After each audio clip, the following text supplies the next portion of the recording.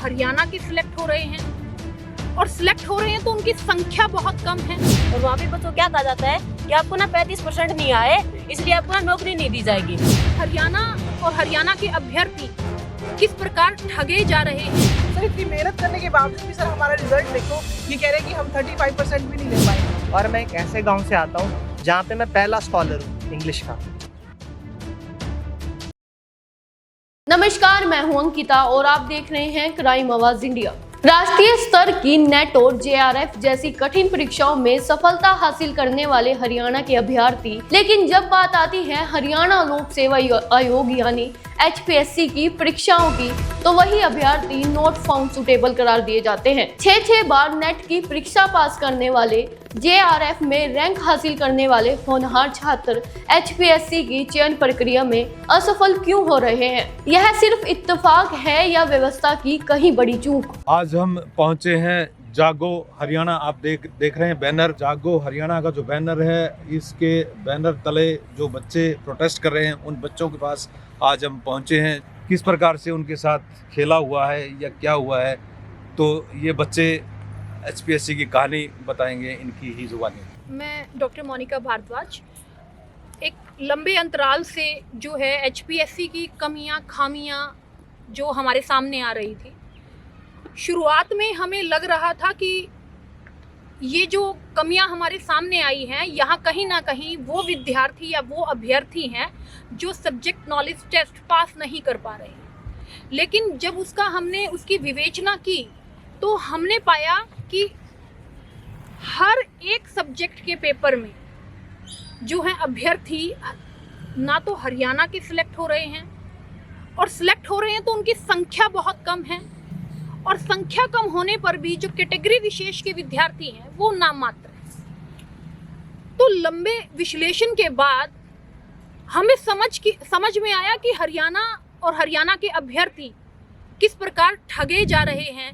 Sir निसंदेह हमें लग रहा है, अनडाउटेडली हमारे साथ ही नहीं हजारों विद्यार्थियों के साथ इस तरह का खेला हुआ है। इतने भी बच्चे हैं जो यूनिवर्सिटी टॉपर हैं, जो UGC टॉपर हैं, जो JRF टॉपर हैं, जो AIR रैंक के अंदर हैं, जो अपने हर जगह मतलब मैं ये कहूँगी 90% अबाव वाले हैं, जो स्क्रीनिंग में टॉपर हैं, सब्जेक्ट नॉलेज टेस्ट में वो 35% भी नहीं ले पा रहे। ऐसा कैसे हो सकता है? सर बात अगर मेरी अकेली की होती, अगर मेरे को लगता है कि मेरे नहीं आए तो मैं इस बात को मान लेती कि मेरे नहीं आए हैं, लेकिन हजारों ऐसे कैंडिडेट हैं जो इनको 35% नहीं आए। और ये सिर्फ एक भर्ती की बात नहीं है कि सिर्फ HPSC असिस्टेंट इंग्लिश की है, नहीं, इससे पहले MO की भर्ती होती है, वहाँ पे वैकेंसी होती है 803, बच्चे लगाते सिर्फ 530, और वहाँ पे बच्चों क्या कहा जाता है कि आपको ना 35% नहीं आए इसलिए आपको ना नौकरी नहीं दी जाएगी। उसके बाद बच्चे आते हैं, उसके बाद आती है ADO की भर्ती। ADO की भर्ती में निकालते हैं 600 पोस्ट, बच्चे लगाते हैं 50। वो कह रहे हैं कि आप ना एलिजिबल नहीं थे उसके लिए कि आपको ना 35% या 50% का उन्होंने जो क्राइटेरिया रखा है वो पास कर पाए। उसके बाद ये PGT की भर्ती लेते हैं, केमिस्ट्री, हिस्ट्री, फाइन आर्ट्स, वहाँ पे भी मास लेवल पे बच्चों को फेल करते हैं। फिर बारी आती है असिस्टेंट प्रोफेसर्स की। सबसे पहली बारी आती है डिफेंस की, जहाँ पे 23 पोस्ट थी और बच्चे लगाए 5। तो एक बार ये होता है कि ये नहीं ले पाए होंगे, हम तो कर ही लेंगे क्योंकि हम इतने सालों से पढ़ रहे हैं, लेकिन नहीं, धीरे धीरे क्या करिए सरकार, डिफेंस किया, फिजिकल एजुकेशन किया, इकोनॉमिक्स किया, और उसके बाद आती है इंग्लिश। इंग्लिश वाले बच्चे थे 613 पोस्ट थी सर। 2 दिसंबर को रिजल्ट आता है, तो एक ना PDF आती है सर रिजल्ट की, उसमें ना 151 बच्चे। तो बच्चों को लगा कि ना सिर्फ कुछ बच्चों की डॉक्यूमेंट वेरिफिकेशन आई है, रिजल्ट आना भी बाकी है। आप समझ रहे हो उनकी मेंटल स्टेट बच्चों की, कि वो विश्वास नहीं कर पाए कि हमारा रिजल्ट आ गया सर, हम फेल हो गए। हम प्रोसेस करने में इतना टाइम लगा कि हम फेल कर दिए गए हैं। और जो बात है ना कि सर हम पास नहीं कर पाए, नहीं, उन्होंने हमें फेल किया है और जानबूझ कर किया है। अब सवाल उठ रहे हैं, क्या प्रदेश के शिक्षण संस्थानों की भूमिका पर सवाल उठाने चाहिए? क्या गुरुजनों की तैयारी पर सवाल उठना चाहिए, या फिर हरियाणा लोक सेवा आयोग की भर्ती प्रक्रियाओं को सवाल के घेरे में खड़ा करना चाहिए? अगस्त में मेरी PhD कंप्लीट होने वाली है, और सर मेरे को 5 साल का एक्सपीरियंस है कॉलेज टीचिंग का। तो सर हमने इतनी मेहनत की है, हमारी सारी उम्र हो गई है पढ़ते पढ़ते। हमने सर लिटरली, मैं आपको सच बता रही हूँ कि मैंने आज तक कोई फंक्शन अटेंड किया, मैं कभी किसी मैरिज पे नहीं गई। हम सारा दिन सर पढ़ते रहते हैं ताकि हमारा ये जो 613 जो हमारी पोस्ट आई है, इसके लिए हम मेहनत करें। हम सबसे कट होके, अपनी फैमिली से दूर होके सर, अपने घर परिवार को छोड़ के हमने 13-14 घंटे सर प्रैक्टिस की है लिखने की। एक दिन में हम 15-15 क्वेश्चन लिख के देखते थे। सर इतनी मेहनत करने के बावजूद भी सर हमारा रिजल्ट देखो, ये कह रहे हैं कि हम 35% भी नहीं ले पाए।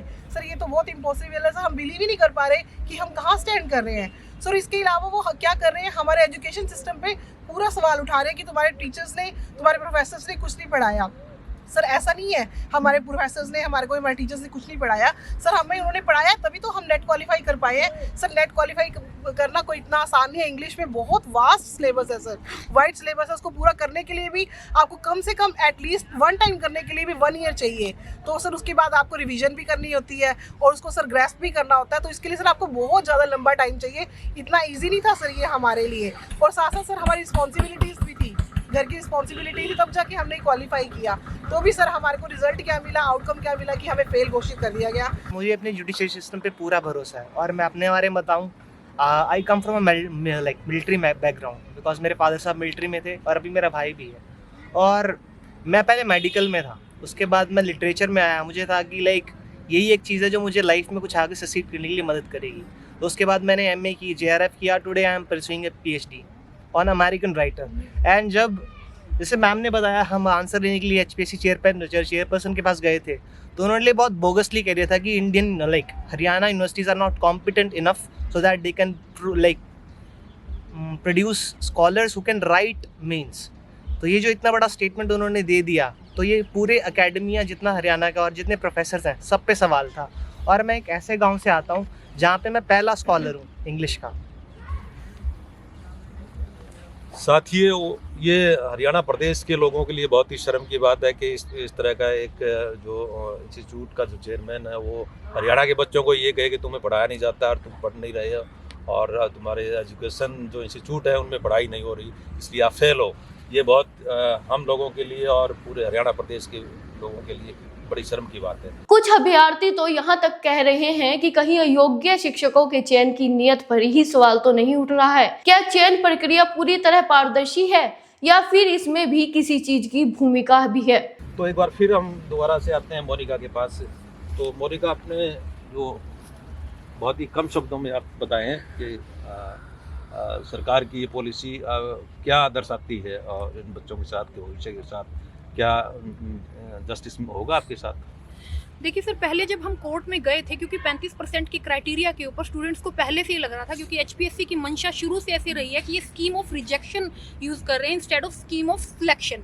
तो जहाँ बच्चों को चयनित करना ही एक जो प्रथम दृष्टया एक उद्देश्य नहीं है, वहाँ हम इंसाफ की उम्मीद नहीं कर सकते। तो बच्चे जब कोर्ट गए तो कोर्ट ने कहा कि आप सिलेक्शन से पहले जो है संस्था की मंशा पर सवाल नहीं कर सकते। लेकिन अब तो ये प्रूव हो गया, अब तो लगातार कंसिस्टेंटली जितने भी सब्जेक्ट्स और अलग अलग, ना केवल प्रोफेसर्स की भर्ती में, आप PGT की भर्ती देख लीजिए, आप तमाम मेडिकल ऑफिसर्स की भर्ती देख लीजिए, तमाम तरह की चीज़ों में यही चीज़ इख्तियार की जा रही है। तो ये इनकी एक हैबिट है। जब इस बात को लेकर जिस दिन रिजल्ट आता और हम परेशान हताश स्टूडेंट्स जब HPSC चेयरमैन से मिलने जाते हैं तो चेयरमैन साहब कहते हैं कि आप मान क्यों नहीं लेते, आप फेलियर हैं, आप मान क्यों नहीं लेते हैं कि आपकी यूनिवर्सिटी में पढ़ाया नहीं जाता।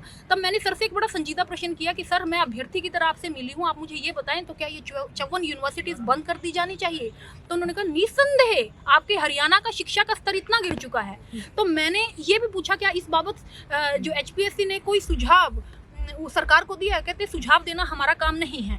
इसके बाद मैंने ये भी प्रश्न किया कि सर ये मतलब आप ये देखिए कि ये भारत सरकार की कहती है कि हरियाणा के बच्चे सिलेक्ट नहीं हुए, बाहर के हमारे माननीय मुख्यमंत्री जी भी कहते हैं कि ये तो निष्पक्षता, आप देखो ना हमारी किस स्तर की है कि बाहर के बच्चे हमने सिलेक्ट किए हैं, हमने सिर्फ पारदर्शिता रखी है और जो बच्चे उम्दा थे उन्हीं को सिलेक्ट किया है।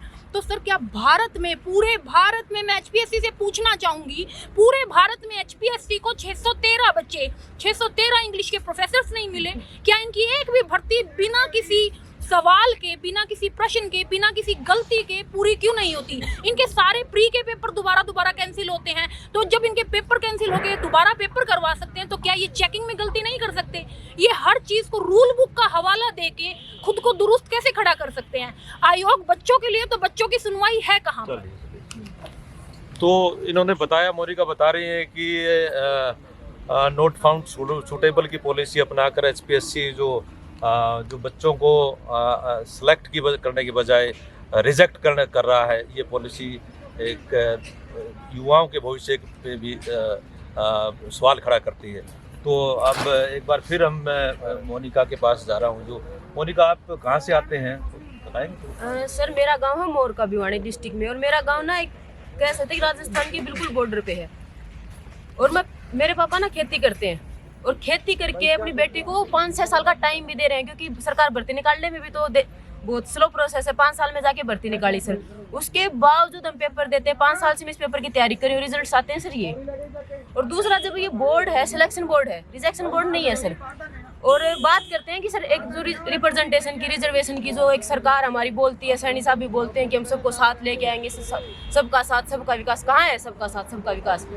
क्यों नहीं बच्चे आ रहे? हरियाणा के बच्चे कहाँ हैं? रिजर्व कैटेगरी के बच्चे कहाँ हैं? किस भर्ती में उन्होंने रिजर्व कैटेगरी के बच्चे लगाए सारे? कहाँ है? बेदी साहब बन गए डीएससी और ओएससी को अलग करके, मंत्री तो बन गए, वोट ले लिए, उनके बच्चे कहाँ हैं सिलेक्शन में? उनसे कोई पूछे डीएससी के बच्चे कहाँ नौकरी लगाए उन्होंने? ए और बी की भर्ती में उनके बच्चे क्यों नहीं आ रहे? तो देखिए, मोनिका ने एक बहुत बड़ी बात की है कि इस जो भर्ती प्रक्रिया है, इसमें रिजर्वेशन कैटेगरी के जो बच्चे हैं उनके साथ और भी बड़ा अन्याय हो रहा है, क्योंकि रिजर्वेशन की ऑलमोस्ट सभी के सभी पोस्टें खाली छोड़ी जा रही हैं। रिजर्वेशन के बच्चों को तो बिल्कुल रास्ता ही उनके लिए बंद किया जा रहा है। और अब जब जनरल के बच्चों को पास नहीं कर पा रहे, तो रिजर्वेशन के बच्चों के साथ तो और ज़्यादा भेदभाव मुझे लगता है हो रहा है। तो आप के माता पिता क्या करते हैं? सर मेरे माता पिता खेती करते हैं सर। जैसे हमारी अगर ज़मीन की बात करें तो ज़मीन भी हम ठेके पे, मतलब तीसरे हिस्से या चौथे हिस्से लेके मेरे पापा मेहनत मजदूरी करते हैं दूसरों के खेतों में सर। और वहीं से उन्होंने मेहनत मजदूरी करके बाप अपनी बेटी को पढ़ाता और टाइम भी दे, उसके बाद सरकार टाइम पे ना नौकरी निकालती ना पेपर पास करवाती सर। तो एजुकेशन में आए आप, आपके माता पिता को पता है, बखूबी जानकारी है कि बच्चा बड़ा एक अलग से स्टेट के उसमें मूड में है और सरकार के साथ लड़ना है, एचपीएससी के साथ लड़ना है, उसके लिए माता पिता तैयार हैं? हाँ सर, मेरे माता पिता तैयार हैं, उनको पता है बाकायदा। एक बार मेरे पापा भी ना, जैसे छोटे भाई भाई रिश्ते की बात रही, तो मेरे पापा ने एक बार तो कह दिया कि आ जा करना है, तेरा टाइम दे लिया, तेरे तो 5-6 साल तक तैयारी कर ली, एक नौकरी तो तने मिलनी को ना, आ जा करना, तेरा ब्याह करके गाल देंगे। तो मैंने कही मना पापा, मैं तो नहीं आऊँ, मैंने इतने साल तैयारी करी ना, मैं तो अपना खातर लड़ूंगी। देखिए, माता पिताओं की आशा निराशा में बदल चुकी है, लेकिन इन बच्चों में आशा अभी भी जागृत है और इनका कहना कि कुछ पाके रहेंगे, चाहे हमें कोर्ट से जस्टिस मिले, चाहे सरकार से जस्टिस मिले, इसके लिए हम लड़ेंगे। तो अब मैं बात करता हूँ कुछ और बच्चों से। मेहनत का अपमान, 35% का फरमान, इस तरह के बैनर लिए हुए हैं। क्या चाहिए? न्याय चाहिए, कब चाहिए? अभी चाहिए, इस प्रकार के बैनर ये लगातार यहाँ पे लेकर धरने पे बैठे हुए हैं, जो अनिश्चित काल का धरना ये बता रहे हैं कि जब तक हमें न्याय नहीं मिलेगा और जब तक हम इस धरने को समाप्त नहीं करेंगे, धरने से उठेंगे नहीं। तो आपका परिचय दीजिए। सर, मेरा नाम जसमेर है, मेरा गांव आसी के पास है और मेरा सब्जेक्ट जो है डिफेंस एंड स्ट्रेटजी स्टडीज़ है। मैं फ़िलहाल एमडी रोहतक से पीएचडी कर रहा हूँ। मैंने 6 बार नेट क्वालिफाई किया है और एचपीएससी ने हमारे सब्जेक्ट में 23 पोस्ट निकाली थी, जिसमें से केवल 5 बच्चे सेलेक्ट किए हैं, जिसमें से 3 बार के और 2 हरियाणा के। तो देखो, जैसे इस प्रकार से इन्होंने बताया कि कई बार नेट क्वालिफाई इन्होंने किया है और इस प्रकार के इंग्लिश सब्जेक्ट के अलावा यहाँ दूसरे सब्जेक्टों में बच्चे भी हैं, उनके साथ भी इसी प्रकार का अन्याय हुआ है। और अब कोर्ट में मुझे लगता है ये कोर्ट का रूप अपना रहे हैं, कोर्ट में जाने की तैयारी में हैं एचपीएससी के अगेंस्ट, एचपीएससी के जो भर्ती प्रक्रिया का जो यह है उसी के अगेंस्ट अब पूरा मन बना चुके हैं बच्चे एचपीएससी के खिलाफ, एचपीएससी के इस निर्णय के खिलाफ, एचपीएससी के इस भर्ती प्रोसेस का जो उन्होंने सिस्टम अडॉप्ट किया उसके खिलाफ कोर्ट जाने का मन बना चुके हैं। और कोर्ट में क्या इनको जस्टिस मिल पाता है ये देखने वाली बात होगी। इससे पहले हरियाणा सरकार अगर इनकी सूद ले ले तो और भी अच्छी बात है, हरियाणा पब्लिक सर्विस कमीशन सूद ले ले तो और भी अच्छी बात है, ताकि इनको कोर्ट ना जाना पड़े। तो साथियों, जैसा कि एक शेर है, कौन कहता कि आसमां में छेद नहीं हो सकता, एक पत्थर तो तबीयत से उछालो यारो। तो आज इन बच्चों ने एक पत्थर उछालने का काम किया है और मुझे लगता है इनको निश्चित रूप से सफलता मिलेगी और हमारी शुभकामनाएं हैं इनको सफलता मिले। और आप लोगों से भी, हरियाणा की जनता से भी और सभी क्राइम आवाज़ इंडिया के दर्शकों से भी अपील है कि वो भी अपना इन बच्चों का जिस प्रकार से हो सके साथ दें, ज़्यादा से ज़्यादा ये वीडियो है उसको सर्कुलेट करें और ताकि इन बच्चों को न्याय मिल सके। इसी के साथ नववर्ष की शुभकामनाओं के साथ एक बार आप सबको शुभकामनाएं।